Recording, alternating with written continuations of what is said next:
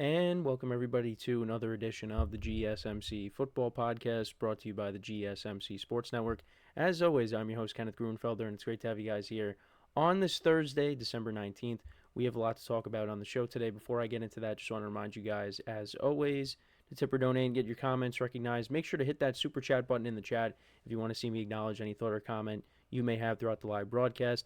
Makes the show more lively, more entertaining between myself, the host, and you guys, the viewers. We appreciate your guys' viewership each and every day, so any contribution you can make to the show means the world to us as we put out content for you guys each and every day. And also, the other way to help out the show is by going to the link at the bottom of the show segment on the ticker, gsmcpodcast.net. That is gsmcpodcast.net. So let's get into what we are going to discuss for today. So we're going to start off the show. We are going to talk about the Broncos-Chargers game for tonight, an AFC West clash. And these are two wild card teams, and I think a lot of people didn't expect these two teams to be in the wild card picture before the season started. But here we are. This is a big game, so we'll preview that. Then in the second part of the show, we'll also just take a look at the playoff picture as a whole in both conferences, where everything is set at the moment. And then we'll also talk about more on the Kirk Cousins benching, his comments on that, some comments made by Raheem Morris, and just my thoughts on what they had to say. And also, we'll get into the news that Patrick Mahomes seems like he's trending towards playing on Saturday against the Texans, so we'll talk about that. And then we'll also get into what Caleb Williams had to say after the game against the Vikings. The Bears just continue to lose games. It's been a tough stretch for them, so I just wanted to get into what he had to say as well. So let's get into the first topic, which is discussing the Chargers and the Broncos. And like I said, these are two teams going into the season that you probably didn't expect to be in the playoff picture. I mean, certainly, at least for me, I didn't expect the Broncos to be near the playoffs this year. I thought this was going to be a rebuilding year. But, you see what Bo Nix has been able to do this year, and he's really come along. He's had a good year. He's one of the top candidates for Offensive Rookie of the Year. Right now, I think it's going to be Jaden Daniels, and maybe we'll see if Brock Bowers makes a case here because he's had a great year. But Bo Nix is also up there as well. I mean, I think at one point with Jaden Daniels, when he was struggling and Bo Nix was playing well, I thought maybe Bo Nix was the front runner. But I think now Jaden Daniels has kind of taken that back. So, but he's looked good in recent weeks. Last week was kind of rough, but they were still able to get the win. He had 130 yards passing and 3 interceptions, but he did have 3 touchdowns. So it was kind of a mixed bag. But hey, the Broncos got the win. They're 9-5 right now, and they're the second wild cards team in the AFC. They're tied with the Ravens, and it's because of them losing to the Ravens earlier in the year why they don't have the tiebreaker over the Ravens. So yeah, they're the second wild card team. The Chargers, they're 8-6. They've had a good year. Although in recent weeks, it's been kind of a struggle. They've lost 3 of their last 4 games. The one game they did win was against the Falcons, and that was because Kirk Cousins threw 4 interceptions. So it's been a tough go for them. They've been dealing with injuries. You could see that without J.K. Dobbins, this is a different team. They can't really seem to find a running game with him being out. Gus Edwards and Vidal, they really haven't gotten the job done. So it's kind of hurt them. And also Ladd McConkey being banged up as well. And this is a Chargers team coming into the season where they were kind of going to be limited on offense. We didn't really know what to expect. And that's not because of Justin Herbert. It's just because of the supporting cast. And I think next year, depending on what they do, because, they could maybe go after T. Higgins if he's available. Chris Godwin could possibly be available. Well, he is going to be available. So there's ways that the Chargers can fix this problem. That's why, I've said a couple of times on the show that maybe they're a year away. Now, they're a little bit ahead of schedule, and that's a credit to Jim Harbaugh and what he's been able to do to turn this team around so quickly. But I still think they're a year away. And also, the defense has been the strength of the team for the whole year. But recently, there's been some cracks in that defense. And especially when you see what Baker Mayfield did to that defense last week, it's not looking good right now for the Chargers. Now, I still do expect them to get in, I guess, as the last wild card team, but they got to start getting back to their winning ways. It's been a little bit of a tough stretch, and I do think if they eventually get Dobbins back, that'll at least help. But like I said, they're just limited on offense, and now the defense is starting to not play well. So yeah, I mean, we'll see what happens down the stretch here, but that's kind of where both teams are at. I mean, Bo Nix, like I said, he had 3 interceptions, but they still won against the Colts. But also Anthony Richardson turned the ball over in that game as well. So the last time these two teams played against each other, you got to go all the way back to October 13th, Week 6, and the Chargers won that game 23-16. Now, what's interesting about this game is the Broncos were shut out for the first 3 quarters. Didn't score any points, and they scored all 16 of their points in the fourth quarter. Justin Herbert in that game went 21-34 for 237 yards, a touchdown, no interceptions. J.K. Dobbins, 96 yards on the ground and a touchdown. And then as for the Broncos, Bo Nix went 19-33 for 216 yards, 2 touchdowns and a pick. He actually was their leading rusher at 61 yards on the ground. So, yeah, like I said, they scored all 16 of their points in the fourth quarter.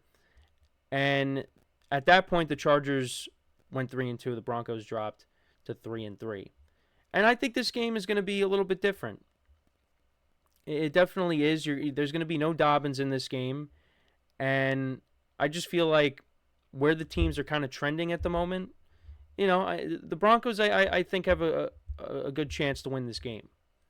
And right now, they're 2.5-point underdogs. The Chargers are still favored in this game. And my spread pool was 3. So I kind of like taking the Broncos with the points.